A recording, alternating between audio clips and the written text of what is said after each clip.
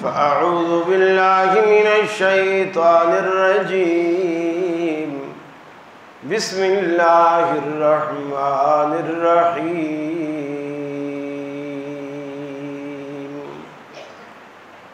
فليحذر الذين يخالفون عن أمره أن تصيبهم فتنة أو يصيبهم عذاب أليم وقال الله تبارك وتعالى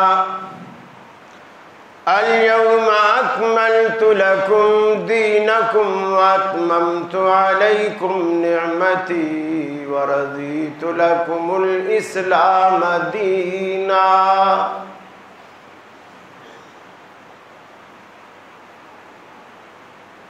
عزیز ساتھیوں، دوستوں اور بزرگوں، سب سے پہلے تو میں شکر گزار ہوں آپ تمام احباب کا، بالخصوص محترم ڈاکٹر اعظم صاحب کا، جنہوں نے مجھے فوری طور پر طبی امداد مہیا کی، محترم اقبال نون صاحب، بھائی ارشد صاحب، محترم نواز اولک صاحب، بھائی بشیر صاحب دودھ والے، اور آپ تمام احباب جن کی پرخلوص دعاؤں کی وجہ سے آج میں پھر آپ سے مخاطب ہوں۔ اللہ رب العالمین آپ کے اخلاص میں، آپ کی عمر میں، عمل میں، مال میں، اولاد میں برکتیں عطا فرمائیں۔ یہ ایک خاص سیزن ہے اور خاص لوگوں کے لیے ہے۔ ہمارے لیے تو پورا سال ہے، لیکن دیکھا دیکھی ہم اس فارمولے کے شکار ہوتے چلے جا رہے ہیں کہ چلو تم ادھر کو ہوا ہو جدھر کی، جیسا ماحول دیکھا ویسے ڈھل گئے، جیسا سیزن دیکھا ویسے ڈھل گئے۔ لیکن سونے کو دنیا کی کسی بھٹی میں بھی ڈالے، وہ اپنا نہ رنگ تبدیل کرتا ہے نہ اپنی اصلیت کھوتا ہے، پگھل ضرور جاتا ہے لیکن اس کی چمک ماند نہیں پڑتی، زنگ نہیں لگتا۔ اس کے مقابلے میں لوہے کو دیکھیں، بدلتا چلا جاتا ہے، گلتا چلا جاتا ہے، مٹی بھی اسے کھا دیتی، اور تقریباً ہم جو لوگ خاندانی اہل حدیث ہیں، ہمارا دادا اہل حدیث تھا، پردادا اہل حدیث تھا، ابا اہل حدیث تھا، پھر میں اہل حدیث ہوا، ہمارے اندر وہ جوہر، وہ جذبہ، وہ قوت ایمانی، سلفیت پر وہ پختگی نہیں ہوتی جو ان لوگوں میں ہوتی ہے جو تحقیق کر کے بعد میں، پہلے بریلوی ہوتے ہیں، دیوبندی ہوتے ہیں، شیعہ ہوتے ہیں، پھر وہ پڑھ کے تحقیق کر کے پھر وہ کنورٹ ہوتے ہیں۔ جو خوبصورت جذبات ان کے ہوتے ہیں، ہمارے وہ نہیں ہوتے، جبکہ ہونا چاہیے۔ ہم بہت سارا اثر لیتے ہیں ماحول سے۔ آپ ابھی دیکھیں گے جلسے جگہ جگہ ہو رہے ہوں گے، کیا ہے جی، فضائل حسن و حسین ہے، واقعہ کربلا ہے، وہ بھی سنا رہے، ہم بھی سنا رہے، فرق کوئی نہیں۔ لوگ کہتے ہیں انہیں حضرت حسین سے محبت ہی نہیں. ہمیں محبت ہے لیکن ہماری محبت محرم میں نہیں جاگتی، ہماری محبت 12 مہینے. یہ فرق ہونا چاہیے.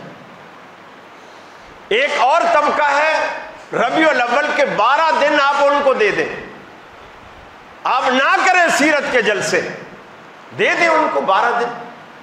آپ کے لیے پورا سال پڑا ہے، پورا سال پڑا ہے آپ کے لیے. چھوٹے چھوٹے سوالات اسی محرم میں اٹھتے ہیں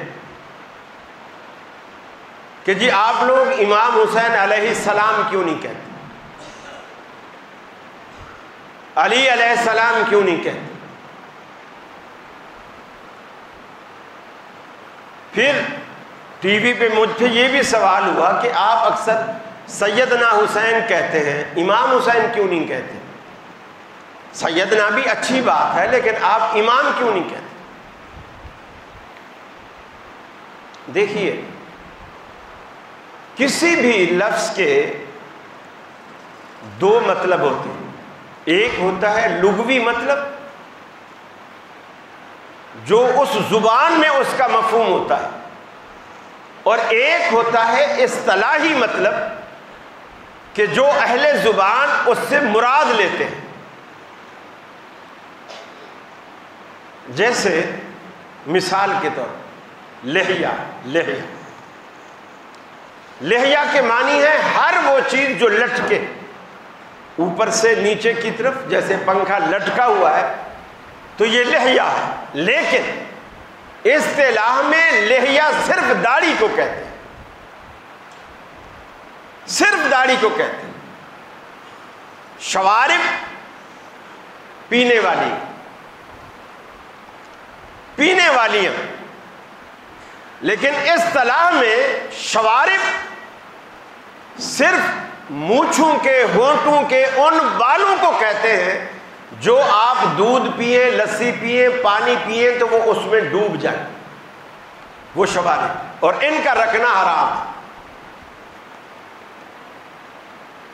اکثر لوگوں کو آپ نے دیکھا ہوگا وہ ایسے بال رکھتے ہیں مونچھوں کے کہ ہونٹوں کے اوپر والے ہونٹوں کے اندر مڑے ہوئے ہوتے ہیں. ظاہر بات ہے جب وہ کوئی بھی چیز پیئیں گے وہ اس میں ڈوبیں گے. یہ شوارب ہے اور اللہ کے رسول نے انہی کو ہٹانے کا حکم دیا. اگر آپ ان کو آگے سے اچھے خاصے صاف کر لیتے ہیں اور ان کو پیچھے کر دیتے ہیں تو وہ شوارب نہیں.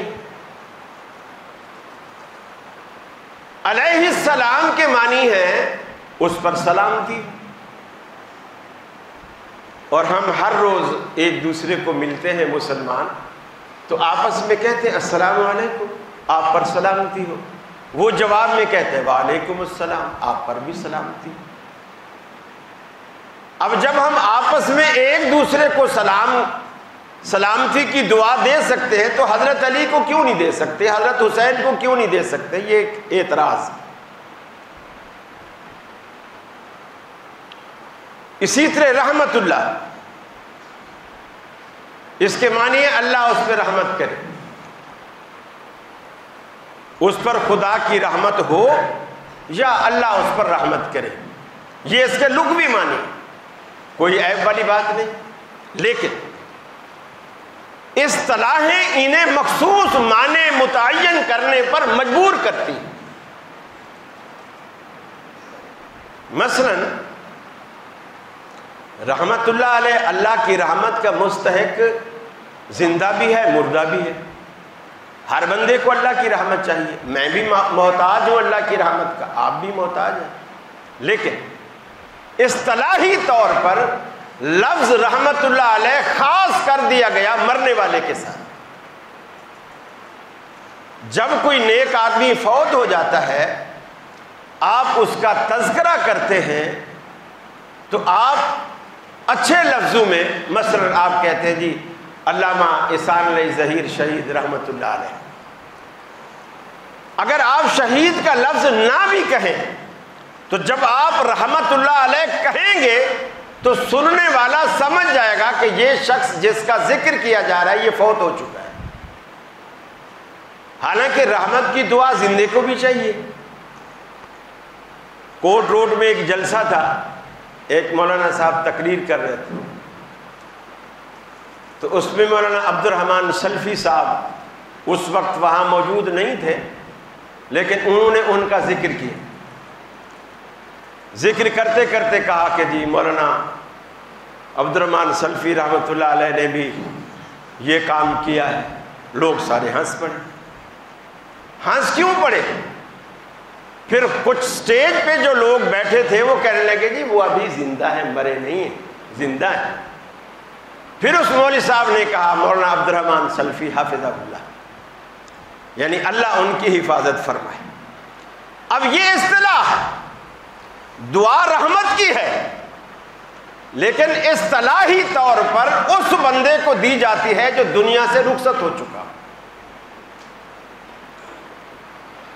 اسی طرح علیہ السلام دعا تجھ پر سلامتی، لیکن اصطلاحی طور پر انبیاء کے لیے اسے مخصوص کر دیا گیا۔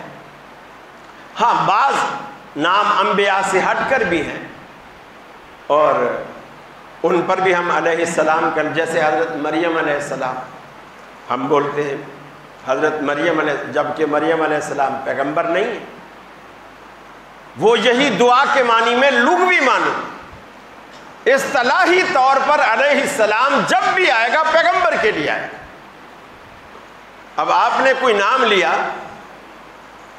ابراہیم علیہ السلام، تو مجھے یہ کہنے کی بالکل ضرورت نہیں ہے کہ یہ پیغمبر ہے، بس میں نے کہا ابراہیم علیہ السلام، آپ سمجھ جائیں گے کہ یہ میں نے کسی پیغمبر کا نام لیا، چونکہ آخر میں علیہ السلام۔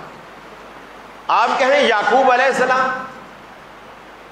تو سننے والا سمجھ جائے گا کہ یہ پیغمبر کا نام لیا ہے، عام آدمی کا نام نہیں لیا ہے۔ اسی طرح راضی اللہ، یہ بھی دعا ہے۔ لغوی طور پر اس کا مطلب ہے اللہ تو اس سے راضی ہو، اللہ اس سے راضی ہو، اور یہ اصطلاح لغوی طور پر تو یہ معنی ہے، یہ غیر صحابی کو بھی آپ دعا دے سکتے ہیں اللہ تجھ سے راضی ہو، ہم کہتے ہیں عموماً اللہ تجھے خوش رکھے، اللہ تجھ سے راضی ہو، لیکن وہ جو اصطلاحی الفاظ ہیں ہم وہ نہیں کہتے، راضی اللہ عنہ یہ نہیں کہتے۔ یہ اصطلاحی طور پر صحابہ کرام کے لیے مخصوص کر دیے گئے، اور یہ اس لیے کیا گیا تاکہ جو بھی بندہ نام، مثلا میں کہوں ابو بکر صدیق، آگے بولوں رضی اللہ تعالیٰ عنہ، تو مجھے یہ کہنے کی ضرورت نہیں کہ یہ صحابی تھے۔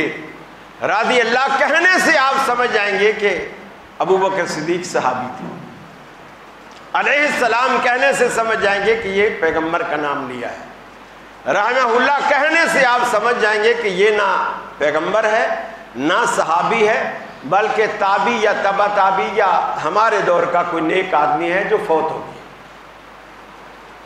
یہ اصطلاحی طور پر ہمیں جو علماء کی اصطلاحیں ہیں جو اسلاف سے چلی آ رہی، ہمیں ان کی قدر کرنی چاہیے۔ رہا کہ ہم امام کہتے بھی ہیں، نہیں بھی کہتے، جس معنوں میں کہتے ہیں وہ اس معنوں میں جس طرح ہم امام ابو حنیفہ کو بھی امام کہہ دیتے ہیں، امام شافعی کو بھی امام کہتے ہیں، امام مالک کو بھی امام کہتے ہیں، ہم اپنی مسجد کے جو 5 وقتہ نماز پڑھاتا ہے ہم اس کو بھی امام کہتے ہیں کہ یہ امام۔ حضرت حسین کو جو امام کہتے ہیں یہ ایک اصطلاح ڈالی گئی سنیوں کے اندر، کیوں؟ اثنا عشری جو 12 اماموں کے ماننے والا ایک طبقہ، ان کے 12 اماموں میں سے ایک یہ ہے، وہ اس لیے ہم سے کہلواتے ہیں تاکہ تم بھی ہمارے امام کو امام مانو۔ دین کا امام ہمارا محمد رسول اللہ صلی اللہ علیہ وسلم کے علاوہ کوئی نہیں، دین کا امام۔ اب ہم ان چیزوں کو بہت سطحی سمجھتے ہیں، لا یعنی سمجھتے ہیں، جبکہ قرآن مجید کہتا ہے، فرمایا فَلْيَحْذَرِ الَّذِينَ يُخَالِفُونَ عَنْ أَمْرِهِ أَن تُصِيبَهُمْ فِتْنَةٌ أَوْ يُصِيبَهُمْ عَذَابٌ أَلِيمٌ۔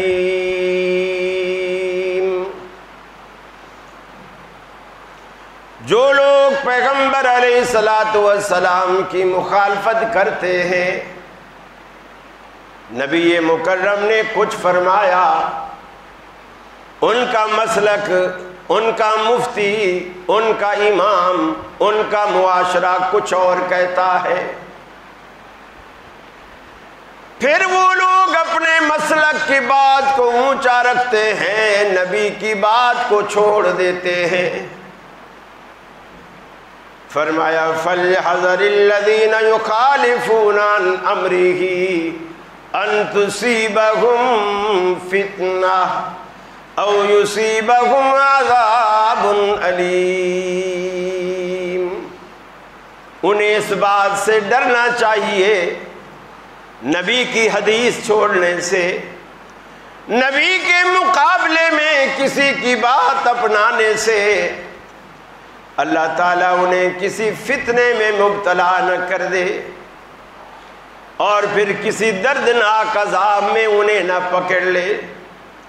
انہیں اس بات سے ڈرنا چاہیے، اس لیے کہ اللہ رب العالمین نے ہر چیز کے پیمانے مقرر فرما دیے۔ حضرت حسین کی محبت کا بھی ایک پیمانہ ہے، آپ کو غلو کرنے کی اجازت نہیں، ان کو گھٹانے کی اجازت نہیں۔ آج ساری دنیا میں دیکھیے، جس طرح کالے پرچم، کالے جھنڈے، کالے کپڑے، کالے کپڑوں والی سبیلیں آپ کو جگہ جگہ ملیں گی، آپ کبھی ان سے پوچھئے تو صحیح، ان سے پوچھئے تو صحیح، محرم کی آڑ میں فضیلت حسین رضی اللہ تعالیٰ عنہ کی آڑ میں حضرت معاویہ کو گالیاں دیتے ہیں۔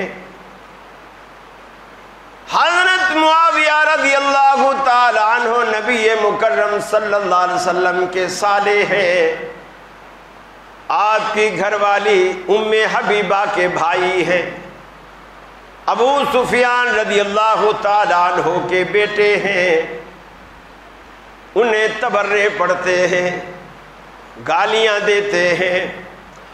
آپ کبھی ان سے ایک سوال یہ تو کرو کہ جس بندے سے حضرت حسن رضی اللہ تعالی عنہ نے جا کر کے صلح کی، ان کے ہاتھ میں اپنا ہاتھ دیا، ان کو اپنا خلیفہ مانا، مجھے بتائیے آج تم زیادہ سمجھدار ہو یا حضرت حسن زیادہ سمجھدار تھے؟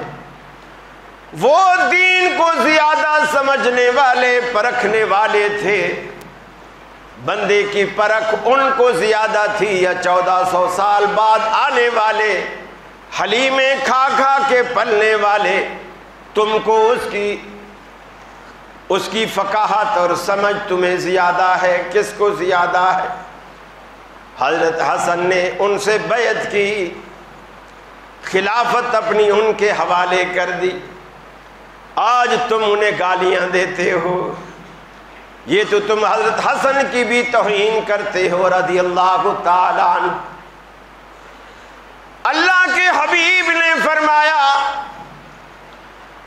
جمعے کا دن ہے، آپ خطبے کے لیے منبر پر کھڑے ہوئے، حضرت حسن صفیں چیرتے ہوئے، بچے ہیں، چھوٹے ہیں، مسجد میں آ گئے، نانا کو دیکھا تو گرتے پڑتے مسجد میں نانا کی طرف آنے کی کوشش کرتے ہیں۔ اللہ کے حبیب منبر سے اترے، کچھ صفیں آپ نے عبور کی، حضرت حسن کو آپ نے اٹھایا، منبر پر آپ نے اپنے قریب بٹھایا، صحابہ کہتے ہیں کبھی آپ ہمیں دیکھتے، کبھی آپ نیچے حضرت حسن کو دیکھا کرتے تھے، پھر آپ نے فرمایا میرا یہ بیٹا سید ہے، سردار ہے، جس کی وجہ سے اللہ رب العالمین دو عظیم گروہوں کے درمیان صلح کرائے گا، دو عظیم گروہوں کے درمیان صلح کرائے گا۔ اور وہ دو عظیم گروہ کون سے ہیں؟ ایک گروہ سیدنا علی المرتضیٰ کا، ایک گروہ امیر معاویہ رضی اللہ تعالی عنہ کا۔ دونوں کو اللہ کے حبیب نے عظیمتین فرمایا، دونوں عظیم گروہ ہیں۔ آج عقیدے کے مریض کہتے ہیں میاں علی والا گروہ تو عظیم ہے، یہ تو بات ٹھیک ہے، مگر حضرت معاویہ والا گروہ عظیم کیسے ہو سکتا ہے؟ آپ نے تعداد کے لحاظ سے کہا ہوگا ان کی تعداد بڑی ہوگی۔ جب آپ نے ایک ہی تثنیہ کا صیغہ استعمال فرمایا، عظیمتین، دو عظیم گروہوں کے درمیان، تو جو معنی حضرت علی کے لیے کریں گے وہی معنی حضرت معاویہ کے لیے ہوگا۔ پھر آپ نے یہ بھی فرمایا مسلمانوں کے دو عظیم گروہوں کے درمیان میرا یہ بیٹا صلح کرائے گا۔ آپ نے انہیں مسلمان بھی کہا، تم تو لعنت دیتے دیتے تھکتے نہیں۔ اللہ کے رسول نے فرمایا من سبا صحابی، جس نے میرے کسی صحابی کو گالی دی، فلعنت اللہ، اللہ رب العالمین کی لعنت ہے، والملائکۃ، اور فرشتوں کی لعنت ہے، اور تمام انبیاء کی اس پر لعنت ہے۔ جس نے بھی کسی صحابی، میں پچھلے جمعے عرض کر رہا تھا، حکومت محرم کے دنوں میں ایک اجلاس بلاتی ہے، مسجد کمیٹیوں کو بھی بلاتی ہے، خطیبوں کو بھی بلاتی ہے۔ وہ یہ جو ڈی سی کمشنر ہوتے ہیں ان کے زیر اثر وہ اجلاس ہوتا ہے، یا کبھی صوبائی سطح پر ہوتا ہے تو ڈی آئی جی وغیرہ بلا لیتے ہیں۔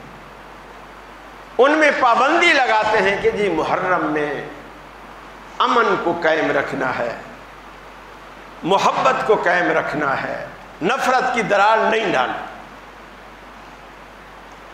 لیکن یہ درس کیا صرف سنیوں کے لیے ہے؟ محبت قائم کرنا صرف سنیوں کا فرض ہے، سامنے والوں کا کوئی فریضہ نہیں؟ ظاہر بات ہے یہ ملک پاکستان سنی اسٹیٹ ہے، الحمدللہ، یہاں کی اکثریت بھی سنی ہے، الحمدللہ، اور قرآن و سنت اس پاکستان کا سپریم لا ہے، الحمدللہ۔ پھر جب کسی مجمع میں سیدنا معاویہ، سیدنا ابو سفیان، سیدنا عبداللہ بن عمرو بن العاص، اسی طرح کچھ اور صحابہ،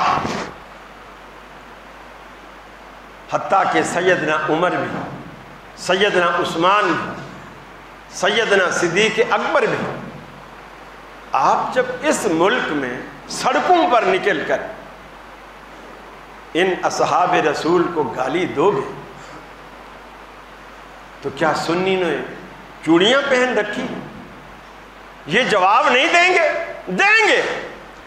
امن قائم کرنے کے لیے شرط ہے کہ دونوں طرف سے محبت کا ہاتھ بڑھایا جائے، دونوں طرف سے جو مقدس شخصیات ہیں ان کا احترام کیا جائے، ان کی عزت کی جائے، ان کا وقار بحال رکھا جائے، اس لیے کہ سنیوں کے دل صحابہ کرام کی عظمت کے ساتھ دھڑکتے ہیں۔ الحمدللہ ہمارے دلوں میں صدیق و عمر کی محبت ہے، اور میں تو ان اہل حدیثوں سے بھی کہتا ہوں جو کہتے ہیں کہ یار سینہ کو بھی حرام ہے.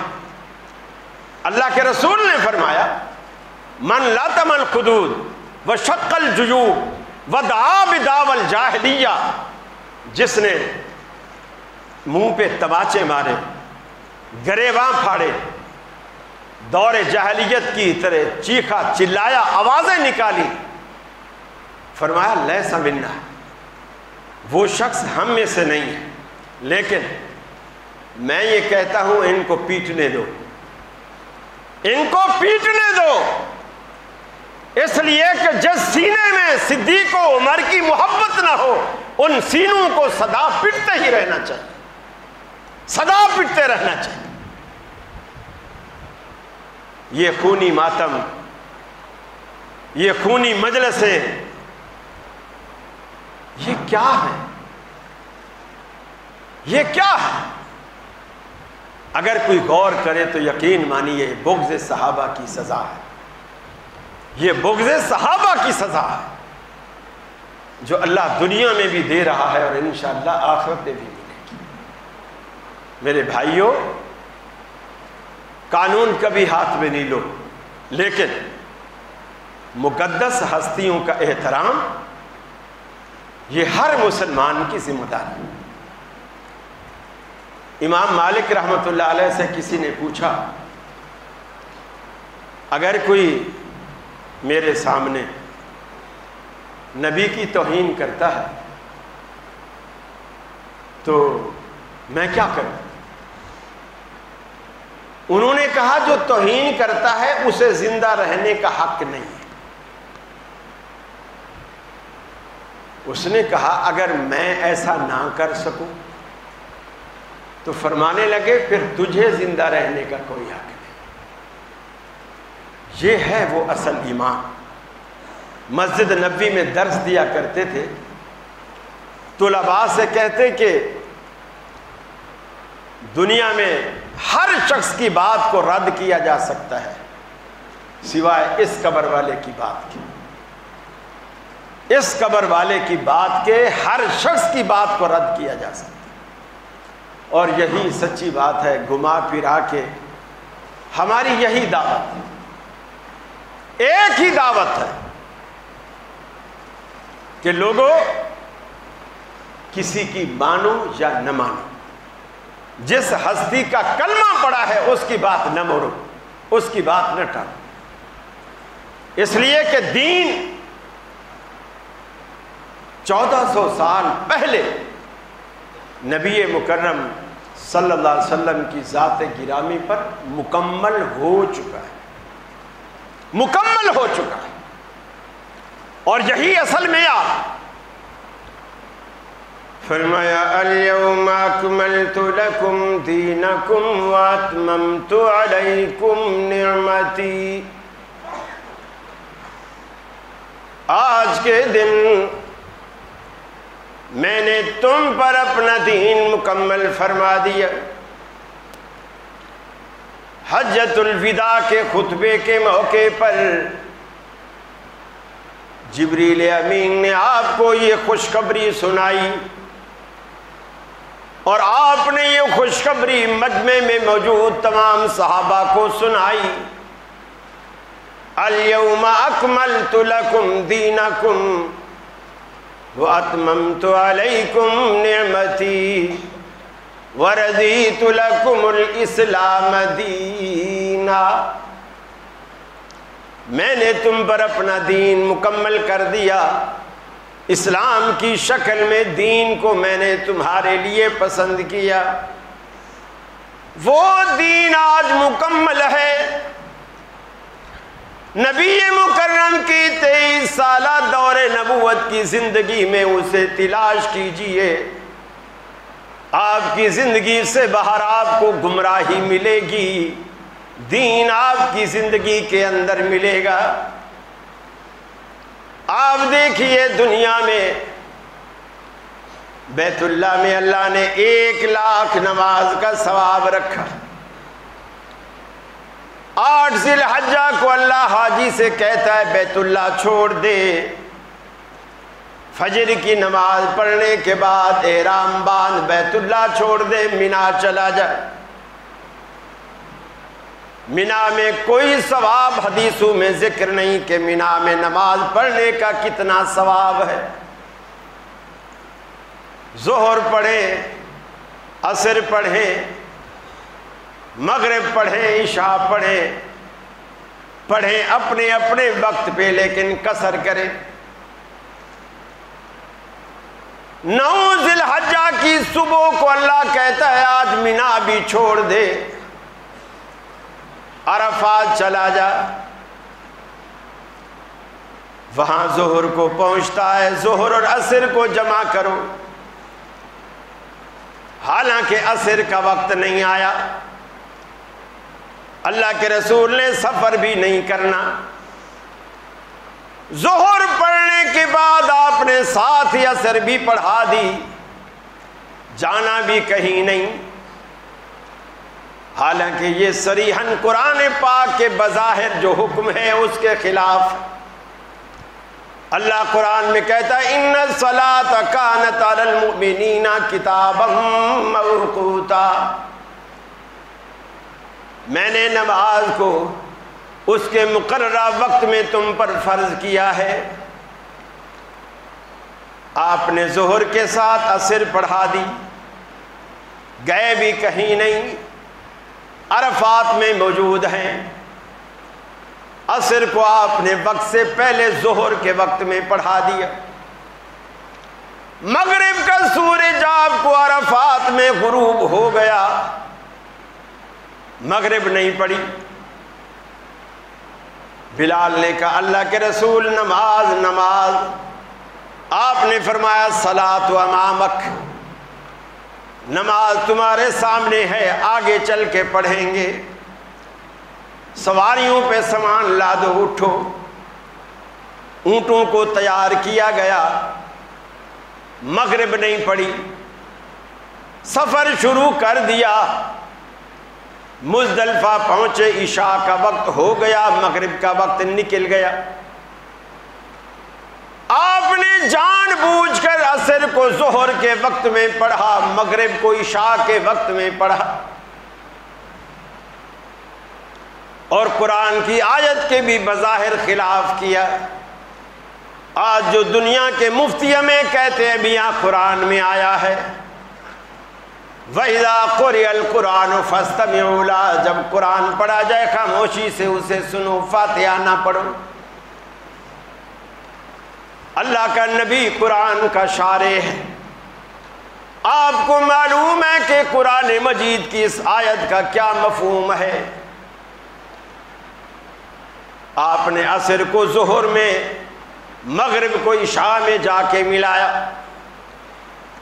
حج کے اس پورے پروسیجر میں اللہ رب العالمین پوری دنیا کو یہ بتانا چاہتا ہے، دنیا والوں، دین نہ تو بیت اللہ کی دیواروں میں رکھا ہے، نہ مینا کے خیموں میں رکھا ہے، نہ نماز کے اوقات میں وقتوں میں دین رکھا ہے۔ دین سارے کا سارا، اجر و ثواب سارے کا سارا جو کچھ ہے میرے محمد کی پیروی میں رکھا ہے۔ جیسے آپ نے کیا، وقت ہے نہیں ہے، آپ نے کیا، لہذا اب ثواب اسی میں ہے، اب اجر اسی میں ہے، کیونکہ میرے نبی نے کیا، میرے نبی نے کیا ہے، اب اجر اسی میں ہے۔ میرے بھائیوں، اس چیز کو دل سے نکالو، وہ سلفیت والی جو سختی ہے نا، وہ پیدا کرو۔ ہمیں اچھی طرح یاد ہے، میں 5 سال بہاولپور میں، جلال پور سے جب ہم آئے، اس وقت میں کالج میں بھی پڑھتا تھا، تو حافظ اللہ بہاولپوری رحمۃ اللہ علیہ ان کے ہاسٹل میں رہتے تھے، وہ شام کو تفسیر بھی پڑھاتے تھے، عصر کے بعد حدیث بھی پڑھاتے تھے۔ اکثر میں نے 5 سالوں میں ان کو دیکھا ہے، محرم کے دنوں میں، ربیع الاول کے دن، ربیع الاول میں کبھی سیرت بیان نہیں کی، محرم میں کبھی فضائل حسین بیان نہیں کی، ہمیشہ باہر دوسرے مہینوں میں۔ کیوں؟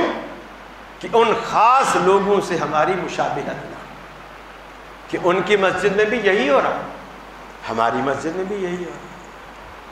کل ایک صاحب کو میں نے کہا، انہوں نے پوسٹر لگایا کراچی کی ایک مسجد میں، اہل حدیث کی مسجد میں، فلاں صاحب کا خطاب ہوگا اور فضائل حسین بیان کریں گے۔ میں نے انہیں کہا کہ میں نے کہا فضائل حسین اچھی بات ہے، لیکن ان دنوں میں نہیں۔ کہنے لگے اگر ہم ایسا نہ کریں تو لوگ کہتے ہیں کہ انہیں حسین سے محبت نہیں، تو ہم یہ بتانے کے لیے کہ ہم بھی کسی سے کم نہیں ہیں، ہمیں بھی محبت ہے۔ تو میں نے کہا آپ محرم سے پہلے بتا دو، ضرور محرم میں آ کے بتانا ہے۔ میں نے کہا کہ اگر ان کا اتنا ہی خیال ہے تو اپنے گھر کے دروازے کے باہر ایک سبیل بھی لگا لو، تاکہ وہ اچھی طرح سمجھ جائیں کہ یار یہ تو بالکل ہی ہمارے جیسے ہو گئے۔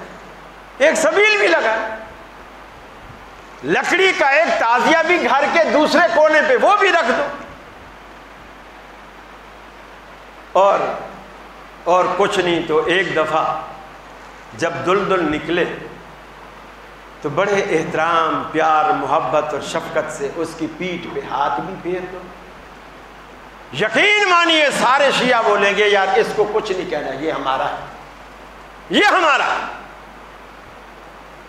کمال ہے، اللہ کا دین بڑی عجیب چیز ہے۔ کفار مکہ نے رسول اللہ سے آ کر کے کہا اللہ کے حبیب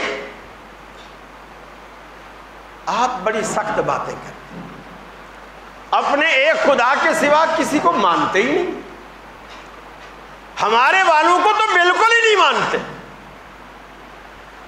ایسا کریں آپ آئیں ہمارے بت خانے میں، صنم خانے میں، بت کدے میں، اس آستانے پر بھی آپ آئیں، کبھی کبھی ہفتے میں 1 دن 2 دن چکر لگائیں۔ یہ جو ہم جلیبیاں، لڈو، مٹھائیاں، برفیاں رکھتے ہیں، کبھی ایک آدھ تھوڑی سی برفی چکھ لیا کریں،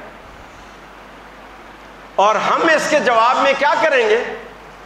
ہم تمہارے پاس مسجد میں آئیں گے، تمہاری باتیں سنیں گے، تمہاری مجلس کی رونق بڑھائیں گے۔ اس طرح پورے مکے میں ایک امن ہوگا، لڑائی جھگڑا نہیں ہوگا، تم ہمارے پاس آ رہے ہو، ہم تمہارے پاس آ رہے ہیں۔ دیکھو اللہ نے کیا کہا، اللہ نے جبریل کو بھیجا، جبریل محمد عربی صلی اللہ علیہ وسلم سے جا کر کے کہو وہ ان کو یہ جواب دے، یا ایھا الکافرون، اے کافرو، لا اعبد ما تعبدون، میں ان کی بندگی نہیں کر سکتا جن کی تم کرتے، ولا انتم عابدون ما اعبد، اور نہ تم ان کی بندگی اس کی بندگی کرتے ہو جس کی میں کرتا ہوں۔ پھر آخر میں کیا کہا؟ لکم دینکم ولی دین، کوئی مداہنت نہیں کہ تھوڑا تم نیچے آ جاؤ، تھوڑا ہم اوپر آ جاتے ہیں، مل جل کے کام ہو جائے گا۔ لکم دینکم ولی دین، تمہارے لیے تمہارا دین، میرے لیے میرا دین۔ تم جاؤ اپنی مٹھائیاں کھاؤ، حلوائیو اپنی مٹھائیاں کھاؤ۔ اور آج کتنے اہل حدیث ہیں، یقین مانیے ہم سے پوچھتے ہیں، وہ جی حلیم دے جاتے ہیں، پڑوسی ہے، اب اس کا دل تو نہیں توڑنا چاہیے، رزق ہے، رزق ہے، اللہ کا رزق ہے، اب رزق کی ناقدری تو نہیں کرنی چاہیے نا، نہیں لیں گے تو ناقدری ہے۔ مجھے بتائیے وہ جو مٹھائیاں تھیں وہ رزق نہیں تھا؟ وہ رزق نہیں تھا؟ وہ برفیاں دودھ کی بنی ہوئی نہیں تھی؟ اور دودھ اللہ کی نعمت نہیں ہے؟ بھی اللہ کے حبیب سے کہا گیا لکم دینکم ولی دین، انہیں ایک کھلا جواب دو، تمہارے لیے تمہارا دین، میرے لیے میرا دین، نہ تم اوپر آؤ نہ میں نیچے آتا، بس اپنی اپنی عقیدے اور نظریات پر قید رہو، کبھی بھی اصولوں پر سودے بازی کر کے آپ کسی کو خوش نہیں کر سکتے۔ اللہ کو راضی کرنا ہے، یہ دنیا میں رہنے کا ایک مشن بنا کہ میں نے صرف اللہ کو راضی کرنا ہے۔ پھر دیکھیے اللہ تعالیٰ کیسے آپ کی محبت لوگوں کے دلوں میں ڈالتا ہے، لوگوں کے دلوں میں آپ کی محبت ڈالتا ہے، انشاءاللہ وہ ضرور ڈالے گا، اور اس کا فائدہ آپ کو انشاءاللہ دن قیامت کے اللہ دکھائے گا، جب آپ جنت کے دروازے پر کھڑے ہوں گے اور آمنہ کے لال اندر سے آئیں گے انشاءاللہ، اور آپ کا ہاتھ پکڑ کے اللہ یہ تو میرا بندہ، میرا امتی ہے، میرے نقش قدم پر چلنے والا، مجھے